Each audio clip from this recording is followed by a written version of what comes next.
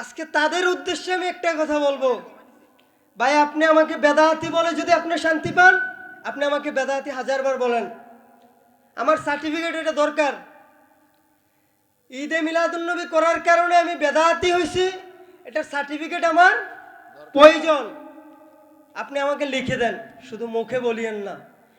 ঈদে মিলাদুন্নবী করার কারণে আমি বেদাতি, এটা আপনি আমাকে কাগজ কলমে একটু লিখে দিবেন, আমি যাতে কবরে গেলে দেখাতে পারি, হাসরের ময়দানে যাতে আমি আমার রবকে দেখাতে পারি।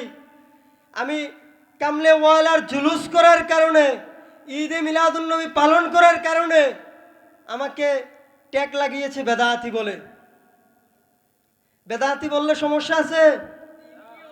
নবী প্রেমিক যারা আছেন তারা আওয়াজ দিবেন, আমাকে আজকে বেদাতি বললে সমস্যা আছে? আপনাকে বেদাতি বললে সমস্যা আছে? কাফের ফতোয়া দিলে সমস্যা আছে? তাদের কাফের ফতোয়া আমাদের কিছু যায় আসে? তারা যত পারে কাফের বলক, বেদাতি বলক, বিরানিখুর বলক, জিলাপিখুর বলক, আমরা সুন্নি, আমরা জিলাপি খাইতে পছন্দ করি, কারণ মিষ্টি খাওয়া রাসূল পাকের সুন্নাত, তাই আমরা জিলাপি খাইতে পছন্দ করি। তুমি বেদাতি বললেই কি আর না বললেই কি, তোমার সার্টিফিকেট নিয়ে আমি কবরে যাইতে চাই না। তুমি যে শায়েকের কথা ধরে তুমি দাঁড়াচ্ছ, আজকে তুমি যে শায়েককে অনুসরণ করতেছ, তোমার শায়েক যেটা বলছে তুমি এটা মানছ, আর যার জন্য আসমান সৃষ্টি, জমিন সৃষ্টি, গাছপালা, পশু পাখি, তামাম পৃথিবী যার কারণে সৃষ্টি, ওই কামলে ওয়ালা নবীর জুলুস করার কারণে তোমার শায়েক বলছে বেদাত, তুমি এটাকে বেদাত মানছ। তুমি দলিল খুঁজতেছো যে ঈদে মিলাদুন্নবী কোথায় আছে। আজকে স্পষ্টভাবে বলতে চাই, ঈদে মিলাদুন্নবীর দলিল কোথায় আছে যখন প্রশ্ন করবে, তখন একটাই উত্তর দিবেন, ঈদে মিলাদুন্নবী কোথায় আছে দেখার দরকার নাই। আহলে সুন্নাত ওয়াল জামাত যারা আছে তাদের কপালে লেখা আছে। যারা আমরা আহলে সুন্নাত ওয়াল জামাত নবীকে মুহাব্বত করি, আমাদের কপালে লেখা আছে। আর কোথাও লাগবে দলিল? দলিল প্রয়োজন আছে? আমাদের আকাবেররা আজকে থেকে কয়েকশো বছর ধরে তাদেরকে দলিল দিয়ে আসছে, তারা দলিল মানছে? তারা যুক্তিতে যায়, তারা যখনই পারে তখনই যুক্তি দেখায়। আমার যুক্তিতেও যাওয়ার দরকার নাই, দলিলেও যাওয়ার দরকার নাই। আমি দুনিয়াতে কাকে অনুসরণ করব, কাকে ভালোবাসবো, কাকে মোহাব্বত করব, কার উপর দুরূদ পড়ব, কার মিলাদ পড়ব, কার জন্য জশ্নে জুলুস র্যালি বার করব, এটা একান্ত আমার বিষয়, আমার ব্যক্তিগত বিষয়। এটা করে যদি আমাকে জাহান্নামে যেতে হয়, আমি জাহান্নামে যেতে প্রস্তুত, ঠিক কিনা? নারে তাকবীর, নারে রিসালাত, নারে হায়দারি। যদি আমি এসব করে জশ্নে জুলুস করে, নবীর প্রতি দুরূদ পড়ে, মিলাদ কিয়াম করে আমাকে যদি জাহান্নামে যেতে হয়, আমি জাহান্নামে যেতে প্রস্তুত। আপনারা পারবেন? আওয়াজ দেন, আপনারা পারবেন? ইনশাআল্লাহ। জাহান্নামে হইলে জাহান্নামে যাইতে পারবেন? আর দলিলের প্রয়োজন আছে? তাদেরকে জবাবদিহিতার দরকার আছে? তাদের দলিল লাগলে তারা দলিল নিয়ে থাকুক। তারা বলে যে ঈদে মিলাদুন্নবী কেন পালন করি, এই দিন তো নবীজি করিম সাল্লাল্লাহু আলাইহি সাল্লাম দুনিয়া থেকে চলে গেছে। আমরা বলি পর্দা করেছে, আর তারা বলে যে নবীজি ইন্তেকাল করেছে। তো তারা বলে, তাদের ভাষাটাই আমি বলতেছি, তারা বলে যে নবী করিম সাল্লাল্লাহু আলাইহি সাল্লাম একই দিনে ইন্তেকাল করেছেন। তাহলে আমরা কেন আনন্দ উল্লাস করছি? আমরা আনন্দ উল্লাস করছি ওই কারণে, আমাদের নবী মরা নবী নয়। ঠিক, আমাদের নবী মরা নবী নয়, ঠিক, আমাদের নবী জিন্দা নবী, হায়াতুন নবী, কামলে ওয়ালা নবী, গায়েবের খবর দেন ওয়ালা নবী। প্রত্যেকটা মুহূর্তে যখন নবীর উম্মত নবীর প্রতি দুরূদ পড়ে, ফেরেশতারা সাথে সাথে নবী করিম সাল্লাল্লাহু আলাইহি সাল্লামের রওজা মুবারকে প্রত্যেকটা উম্মতের দুরূদে পাঠ পড়ার কারণে এই দুরূদরা নবীর রওজার সামনে নিয়ে নবীর সামনে পেশ করে। চিন্তা করেন, আমি নগণ্য এখানে কামলে ওয়ালার উপর দুরূদ পড়তেছি, আমার দুরূদরা সাহাবায়ে কেরামরা, ফেরেশতারা এই দুরূদটাকে নিয়ে রাসূল পাক সাল্লাল্লাহু আলাইহি সাল্লামকে নিয়ে দিচ্ছেন। তখন রাসূল পাক প্রশ্ন করেছে, একই নামে তো অনেক আছে না? একই নামে অনেক আছে। তখন ওই রাসূল পাক সাল্লাল্লাহু আলাইহি সাল্লাম প্রশ্ন করে, কে পড়েছে? আপনার নাম বললে কোন, ওর বাবার নাম মান্নাম, আপনার বাবার নাম মান্নাম সহ প্রশ্ন করে, কোন জায়গার, প্রত্যেকটা ঠিকানা আপনার রাসূল প্রশ্ন করে জিজ্ঞাসা করে। সুবহানাল্লাহ, সুবহানাল্লাহ। কোন নবীর উম্মত? একটাবার চিন্তা করেন, যিনি উম্মতের দরুদি নবী ছিলেন, সুবহানাল্লাহ। যিনি গুনাহগারের জন্য কান্না করতে করতে জীবন পার করেছেন, এবং কি কাল হাসরের ময়দানে যখন হাসরের ময়দান সাজানো হবে, সবাই যখন ইয়া নাফসি ইয়া নাফসি স্লোগানে মুখরিত থাকবে, প্রত্যেকের জবানে থাকবে ইয়া নাফসি ইয়া নাফসি, তখন ওই কঠিন মুহূর্তের সময় আপনার নবী, আমার নবী আল্লাহর দরবারে সেজদায় পড়ে আল্লাহর কাছে একটা ফরিয়াদ করবে। ওইখানে একটা ভিন্ন শব্দ আসবে, ওই শব্দটা আপনার নবী, আমার নবী আল্লাহর দরবারে সেজদায় পড়ে করবে, রব্বি হাবলি উম্মতি, রব্বি হাবলি উম্মতি, রব্বি হাবলি উম্মতি। একটাবার চিন্তা করেন, আমি গুনাহগারের জন্য হাসরের ময়দানে, আপনি গুনাহগারের জন্য হাসরের ময়দানে আপনার নবী আল্লাহর কাছে ফরিয়াদ করবে, কার জন্য? আবু বকর সিদ্দিক রাদিয়াল্লাহু তাআলা আনহুর জন্য নয়, ফারুক আজমের জন্য নয়, ইমাম হাসান হুসাইনের জন্য নয়, মা ফাতেমার জন্য নয়, হযরত আলী রাদিয়াল্লাহু তাআলা আনহুর জন্য নয়, একমাত্র আপনার জন্য, আমার জন্য, গুনাহগার উম্মতের জন্য চোখের পানি ছেড়ে দিয়ে আল্লাহর দরবারে ফরিয়াদ করবে, রব্বি হাবলি উম্মতি। আল্লাহ আমার গুনাহগার বান্দাকে, আল্লাহ আমার গুনাহগার উম্মতকে আমাকে দিয়ে দাও, আল্লাহ আমার গুনাহগার উম্মতকে আমাকে দিয়ে দাও। কারণ নবী আল্লাহ বলেছেন, হাবিব আপনি যা চাইবেন আমি তা দেব। হাসরের ময়দানে আল্লাহর প্যারা নবীকে, আল্লাহর বন্ধু হাবিব সাল্লাল্লাহু আলাইহি সাল্লামকে অনুমতি দিয়ে দিবেন, আপনার প্রতি যার বিন্দু পরিমাণ ভালোবাসা মুহাব্বত আছে, যার অন্তরে আপনার প্রতি ভালোবাসা ছিল, তাকে নিয়ে আপনি জান্নাতে চলে যান। বলেন না সুবহানাল্লাহ। সুবহানাল্লাহ। নসিব খারাপ আমাদের, চিনি নাই ওই নবীকে। নসিব খারাপ কাদের? আমাদের। নসিব খারাপ আমারটা আমি বলি, আপনার নসিব ভালো হলে আপনার বলার দরকার নাই। নসিব খারাপ কাদের? আমার। চিনি নাই।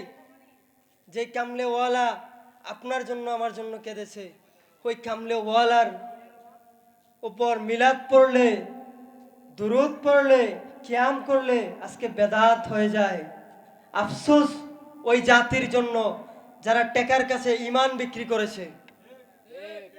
আজকে টাকার কাছে যারা ঈমান বিক্রি করেছে। আর আমার যুবক ভাইদেরকে আমি বলবো, শায়েক মানবেন, 100 বার মানবেন শায়েক, আপনি অনুসরণ করবেন, আলেম ওলামাকে অনুসরণ করবেন, কিন্তু আল্লাহ আপনাকে বিবেক দিয়েছে, আগে নিজের বিবেককে প্রশ্ন করবেন, সে আসলে কি হক না বাতেল। আজকের এই মাহফিল থেকে প্রমাণ হয়ে যায় কে হক আর কে বাতেল। আজকে এই মাহফিলটা কোনো এমপির নামে, কোনো মন্ত্রীর নামে, কোনো মেম্বারের নামে, কোনো আলেমের নামে, কোনো হুজুরের নামে, কোনো ডাক্তারের নামে, কোনো ইঞ্জিনিয়ারের নামে, আজকে মাহফিলটা কার নামে? নবী রহমাতুল্লিল আলামিন। তো যারা আজকে বিরোধিতা করছে, ঈদে মিলাদুন নবী মাহফিল করা বেদাত, জশ্নে জুলুস ঈদে মিলাদুন নবী করা বেদাত, এখান থেকে প্রমাণ হয়ে যায় কে হক কে বাতেল। ঈদে মিলাদুন নবী কার মাহফিল? নবীর মাহফিল। বলেন, ঈদে মিলাদুন নবী কার মাহফিল? আওয়াজ হয় নাই। ঈদে মিলাদুন নবী কার মাহফিল? নবীর মাহফিল। তো কার মাহফিলকে বাধা দিচ্ছে তারা? প্রশ্ন করেন নিজের বিবেককে। আমার কথা খারাপ লাগলে আপনি গ্রহণ করিয়েন না, আপনি মনের কান দিয়ে শুনেন, আপনি আপনার বিবেককে প্রশ্ন করে প্লাস মাইনাস করে আমার কথাগুলো ধরেন, আর না হয় বাদ দিয়ে দিন। আমার কথা গ্রহণ করতে হবে এমন কোনো কথা নাই, শুধু কথাটা শোনেন একটু। যে যেখানে আছেন ওইখান থেকে মাইকের দিকে কানটা লাগাই রাখেন, যথেষ্ট, আশা লাগবে না। আর এখানে যারা আছেন আমাকে একটু আওয়াজ দিয়ে সহযোগিতা করবেন। কার মাহফিলকে বিরোধিতা করছে? নবীর মাহফিলকে। যদি আমার মাহফিলকে বিরোধিতা করতো তাহলে মানতাম আমি বেদাতি। ব্যক্তির মাহফিল হলে বাধা দিলে মানা যাইতো যে এটা এটা বেদাত, শিরিক, কাফের যা বলতো মানা যেত। কিন্তু যখন রাসূলে পাকের মাহফিলকে বাধা দিচ্ছে, বেদাত বলছে, এখান থেকে ফারাক হয়ে যায় কে কাফের কে ইমানদার, কে হক কে বাতিল, এখান থেকে পার্থক্য হয়ে যায়। কাগজ কলম দাড়িপাল্লা নিয়ে বসতে হবে না, কোরআন হাদিস লাগবে না, এখান থেকে পার্থক্য করে নেন কে হক কে বাতিল। দুরূদ শরীফ কেন পড়বেন? রাসূল পাকের প্রতি কেন দুরূদ পড়বেন? দুরূদ শরীফ মুহাব্বত নিয়ে, ভালোবাসা নিয়ে এমনভাবে পড়বেন কাল হাসরের ময়দানে যাতে আপনার জবান সাক্ষী দেয়, আপনার জিহ্বা সাক্ষী দেয় সর্বদা আপনি রাসূল পাকের উপর দুরূদ পড়েছেন। বলেন না সুবহানাল্লাহ। সুবহানাল্লাহ। শান্ত হাসরের ময়দানে আপনার নবী যাতে আপনাকে দেখে একটা মুস্কি হাসি দিয়ে বলে এটা আমার উম্মত। সুবহানাল্লাহ। চান না? যাই। তো কিভাবে বলবেন নবী আমার মতন? হাসরের ময়দানে আপনার দিকে তাকিয়ে নবী সুপারিশ করবে? জি না। নবী কি আমার মতন? জি না। সাহাবা ইকরামরা রাসূল পাক সাল্লাল্লাহু আলাইহি সাল্লাম যখন থুতু মুবারক, কাশ মুবারক ফালাইতেন, তখন সাহাবা ইকরামরা কারাকারি লেগে যেত, কে নিবে, নিয়ে গায়ে মাখতো সুগন্ধি সুবহানাল্লাহ। আতর। এখনকার আতর না, মেশকে আম্বরের চেয়েও ঘ্রাণ ছিল আমার নবীজির থুতু মুবারক। সুবহানাল্লাহ। আর আপনি বলছেন আমি থুতু ফেলাইলে তো এখানে গন্ধে কেউ টিকতে পারবে না। আপনি থুতু ফেলাইলে এখানে গন্ধে কেউ টিকবে? একজন ঘামলে এখানে পাশে বসলে কি গন্ধ মনে হয় না? আমার রাসূল পাকের ঘাম মুবারক থেকে মেশকে আম্বরের চেয়েও ঘ্রাণ বেশি হতো। সুবহানাল্লাহ। ওই প্যারা নবীজির প্রতি দুরূদ কেন পড়বেন? আপনার যদি দুরূদ পড়ার জন্য আমি বলবো না, আপনি দুরূদ পড়েন, আমি আপনাকে বলবো না। যদি আপনার প্রয়োজন হয় তাহলে পড়বেন। যারা জেনারেল লাইনে আছেন বা মাদ্রাসা লাইনে আছেন, তলাবুল এলেম, যারা এলেম অর্জন এখনো করতেছেন, যারা পড়ালেখায় আছেন, তারা এই কথাটা একটু মনোযোগ দিয়ে শুনবেন। আপনার যদি পড়া মনে না থাকে, আপনি পড়তেছেন, আপনার পড়া মনে থাকে না, পড়া পড়লে মনে থাকে না, আপনি বেশি বেশি রাসূল পাকের উপর দুরূদ পড়েন। আপনার পড়া যদি মনে না থাকে তাহলে আমাকে বলিয়েন। সুবহানাল্লাহ বলেন না? সুবহানাল্লাহ বলতে কষ্ট হয়? মনে হইতেছে কষ্ট হয়, আমি ছেড়ে দেই। আপনাদের আওয়াজে মনে হচ্ছে মাইক ছেড়ে দিতে বলতেছেন তাড়াতাড়ি। আপনার যদি পড়া দরকার হয়, পড়া মনে থাকা দরকার হয়, তাহলে রাসূল পাক সাল্লাল্লাহু আলাইহি সাল্লামের প্রতি দুরূদ পড়বেন। আপনার আমলে যদি মনোযোগ না আসে, আপনি নামাজ পড়তে যাচ্ছেন, মনোযোগ আসতেছে না, কোরআন পড়তে বসছেন, মনোযোগ আসতেছে না, বিভিন্ন তসবিহ তাহলিল পড়তেছেন, তখনও মনোযোগ আসতেছে না, তখন আপনি রাসূল পাকের উপর দুরূদ পড়তে থাকেন। যত দুরূদ পড়বেন ততই লাভ, যত দুরূদ পড়বেন ততই লাভ। এই দুরূদ পড়তে পড়তে পড়তে পড়তে একদিন আপনার মুখ থেকে অশ্লীলতা দূর হয়ে যাবে। ঠিক। আপনার মুখ থেকে যখন, এখন ইয়াং জেনারেশন যখন 4-5 জন একসাথে হয়, বন্ধু বান্ধব একসাথে হয়, তখন এখানে মনে হয় যে একটা প্রতিযোগিতা চলে, কার থেকে কে বেশি গালি দিতে পারে, কার থেকে কে বেশি গালি দিতে পারে, কার থেকে কে বেশি টিজিং করতে পারে। কেন? এটা করলে নিজের একটু বড় মনে হয়। ভাই আপনি দুনিয়ার চোখে বড় হতে পারেন, কিন্তু কাল হাসরের ময়দানে আপনি আটকে যাবেন। আপনার নবীর সামনে আপনি কোন চেহারা নিয়ে দাঁড়াবেন? যেই চেহারা নিয়ে দাঁড়াবেন বলতেছেন, এই যে দুনিয়ার জমিনে বসে 5 জন বন্ধু একসাথে হয়েছেন, আজকে আমি একটা কথা বলে যাই, আমি ছোট মানুষ, আপনাদের ছোট ভাই হিসেবে আপনাদের পায়ে হাত রেখে আজকে একটা কথা বলে যাই, 5 জন বন্ধু যখন একসাথে হবেন তখন থেকে একটা প্রতিযোগিতা করবেন। বন্ধুরা সবাই মিলে একটা প্রতিযোগিতা করবেন, আজকে কে বেশি রাসূল পাকের উপর দুরূদ পাঠ করতে পারে দেখি। বলেন না সুবহানাল্লাহ? পারবেন তো? এরপর প্রতিযোগিতা আরেকটা অপশন রাখবেন, আজকে থেকে আমরা নামাজ পড়ব, কে কয় ওয়াক্ত নামাজ পড়তে পারে, 5 ওয়াক্ত নামাজ, এর মধ্যে কার নামাজ কাজা না হয় দেখব। এসব প্রতিযোগিতা করবেন। প্রতিযোগিতা করলে লাভ আপনাদের। যে সমস্ত খারাপ গুমরাহির দিকে আছেন এগুলা থেকে ফিরে আসবেন। বর্তমান জেনারেশনকে এমনভাবে নিয়ে যাচ্ছে, তারা ম্যাক্সিমাম নেশায় ডুবে আছে, অশ্লীলতার দিকে ডুবে আছে, কেউ কেউ হয়তো অবৈধ সম্পর্কের দিকে বেশি আছে। জিনা, জিনা কাকে বলে? শুধু নারী পুরুষ মিলামেশা করার নাম জিনা নয়। আমার কথা খারাপ লাগতে পারে, আমার কথা আপনাদের খারাপ লাগতে পারে, হয়তো আমাকে গালি দিতে পারেন, কিন্তু হক যেটা এটা আমাকে বলতে হবে। বর্তমান সময়ে, বর্তমান যে একটা জেনারেশন চলতেছে, জিনা আমরা মনে করেছি যে অবৈধ মেলামেশা, নারী পুরুষ মেলামেশা, এটাই জিনা মনে করেছি। না ভাই, শুধু এটা জিনা নয়। আপনি রাস্তা দিয়ে হাঁটতেছেন, আপনার চোখ একটা বেগানা নারীর দিকে পড়েছে, এটা চোখের জিনা। আপনি হাত দ্বারা যে মোবাইলে মেসেজ করতেছেন, এই মেসেজ করাটাও হাতের জিনা। এই যে কানে কথা বলতেছেন, যার সাথে কথা বলতেছেন তাকে কি আপনি বিয়ে করবেন? আমার বোন যে আপনার সাথে কথা বলতেছে, আমার বোনকে আমি প্রশ্ন করতেছি, আমার বোন কি আপনাকে পাবে?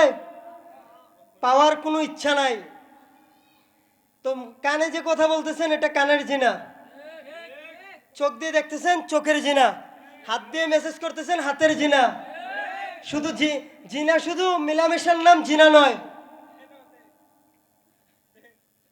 কথা ঠিক কিনা? শুধু মিলামেশার নাম কি জিনা?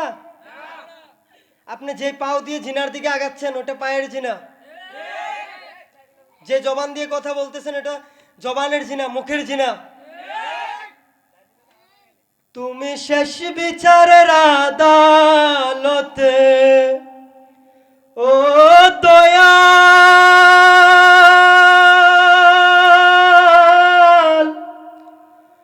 ও মাওলা রে, তুমি শেষ বিচারের আদালতে করবে বিচার হাকিম হই। দয়াল, আমরা তোমার ক্ষমার যোগ্য নই। দয়াল, আমরা তোমার ক্ষমার যোগ্য নই। দয়াল, আমি তোমার ক্ষমার যোগ্য নই। মজিয়া সংসারের মায়ায় রইলাম তোমায় ভুলে, দিন কাটাইলাম রঙ্গ রসে মায়া নদীর কোলে। দিন কাটাইলাম রঙ্গ রসে মায়া নদীর কোলে। তুমি এক এক করে নিবে হিসাব, এক এক করে নিবে হিসাব, নিজের হাতে কলম লই। দয়াল, আমরা তোমার ক্ষমার যোগ্য নই। দয়াল, আমরা তোমার ক্ষমার যোগ্য নই। আল্লাহ যখন বিচার করবে, ওই বিচারে আপনি আমি বাঁচবো, ওই চিন্তা কি হয়?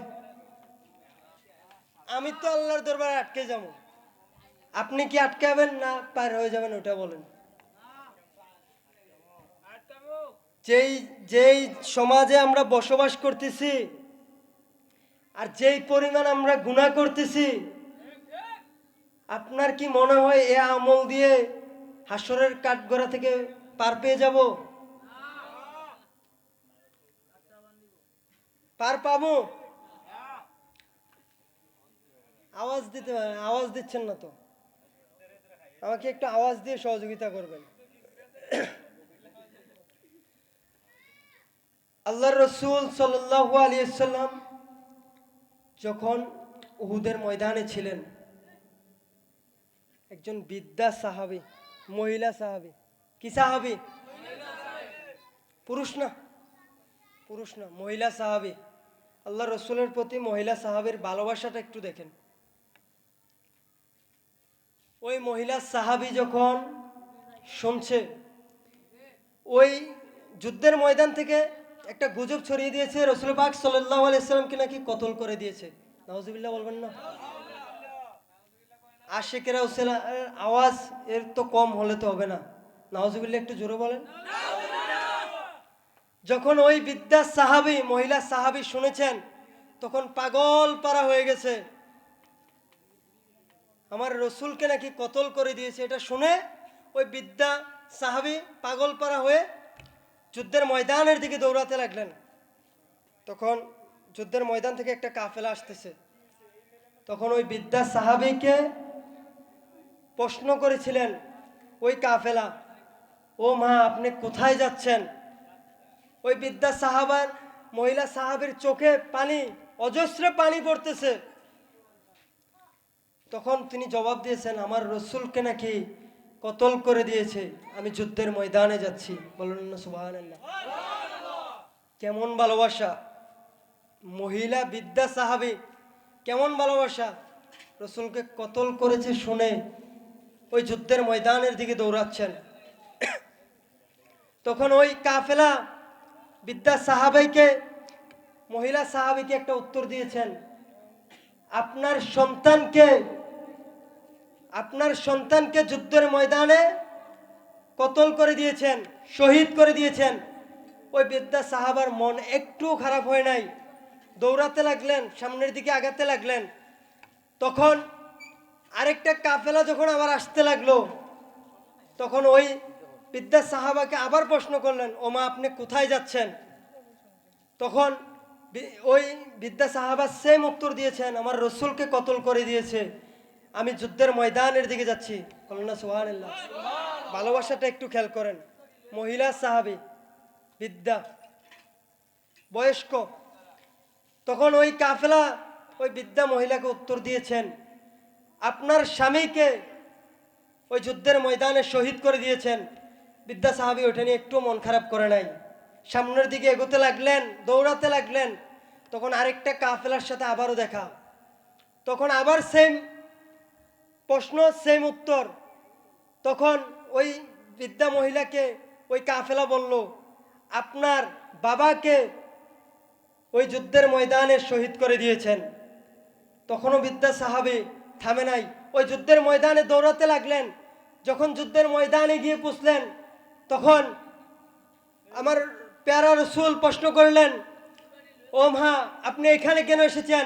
তখন উনি উত্তর দিয়েছেন, আমি শুনেছি, আসার পথে শুনেছি আমার স্বামী শহীদ হয়ে গেছে, আমার ছেলে শহীদ হয়ে গেছে, আমার বাবা শহীদ হয়ে গেছে, আমার বিন্দু পরিমাণ কষ্ট লাগে নাই। যখন শুনেছি আমার কামলি ওয়ালাকে শহীদ করে দিয়েছে, তখন আমি আর ঘরে থাকতে পারি নাই, তাই এক নজর কামলি ওয়ালাকে দেখার জন্য ছুটে চলে এসেছি। বলেন না সুবহানাল্লাহ। আপনি আমি মিলাদুন নবী করার কারণে বলতেছেন, বেশি করে ফেলছি বলতেছেন। ওই বিদ্যা সাহাবার ভালোবাসা মোহাব্বতের পিছনে যেটুকু আছে, ওটার সামনে আমাদের এটা কিছু না, এটার সামনে এটা কিচ্ছু না, তুচ্ছ, এটা একবারে তুচ্ছ। আপনার ডিপ্রেশন থাকলে, যদি ডিপ্রেশন থাকে, তাহলে আমি বলবো রসুল পাকের প্রতি দূরত পড়তে থাকেন। ডিপ্রেশনে যখনই পড়বেন তখনই দূরত পড়তে থাকবেন, দেখবেন মন আস্তে আস্তে শান্ত হয়ে যাবে।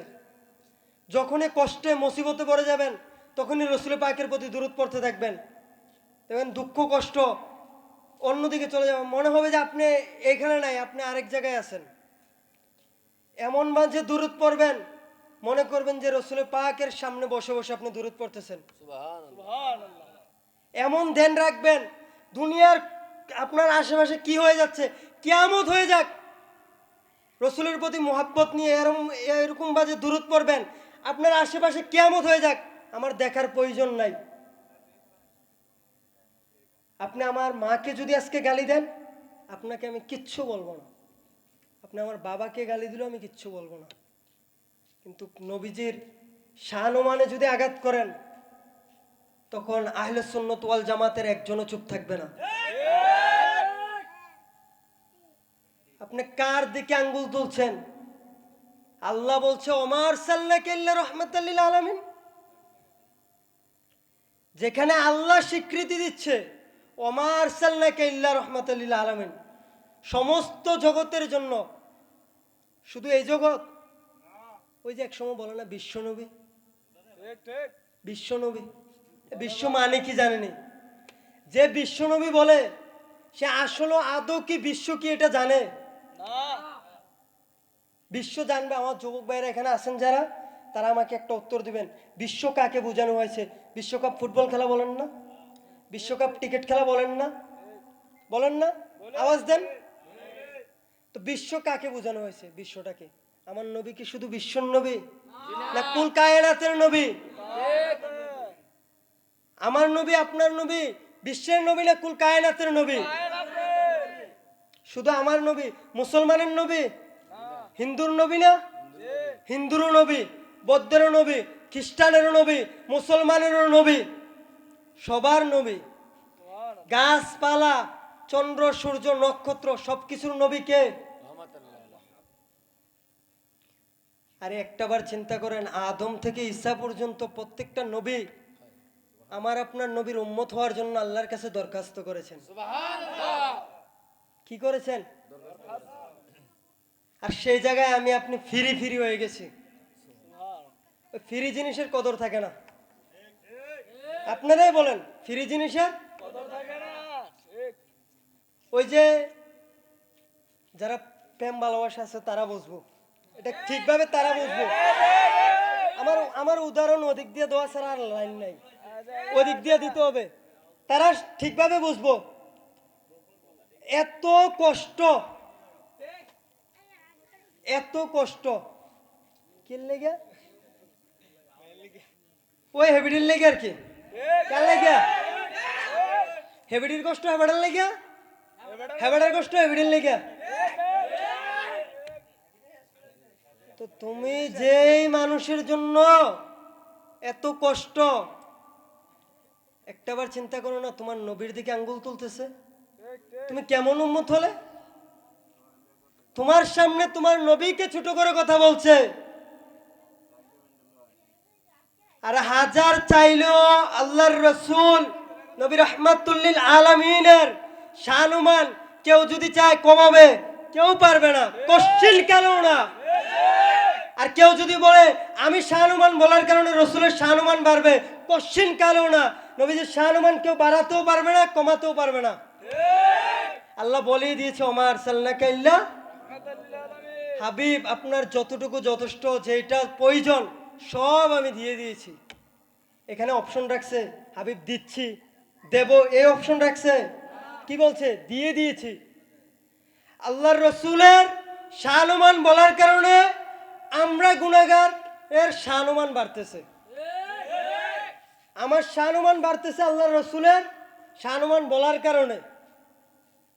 রসুলের পাকের শানুমান বাড়তেছে না, আল্লাহর রসুলের শানুমান আল্লাহ আগেই দিয়ে দিয়েছে। চাইলে কেউ কমাইতেও পারবে না, কেউ বাড়াইতেও আওয়াজ নাই। नूर वाला नूर लेकर सारे आलम में ये देखो कैसा नूर छाया है। अस्सलातु वस्सलाम নবীর আশিকদের আওয়াজ লাগবে। अस्सलातु वस्सलामु अलैका या হাবিবাল্লাহ। अस्सलातु वस्सलाम अस्सलातु वस्सलामु अलैका या हबीबल्लाह। जब तलक ये चाँद तारे झिलमिलाते पड़ेंगे, दबे तलक जश्ने बिलादत हम बनाते जाएंगे। नूर वाला नूर लेकर सारे आलम में ये देखो। الصلاة والسلام عليك يا رسول الله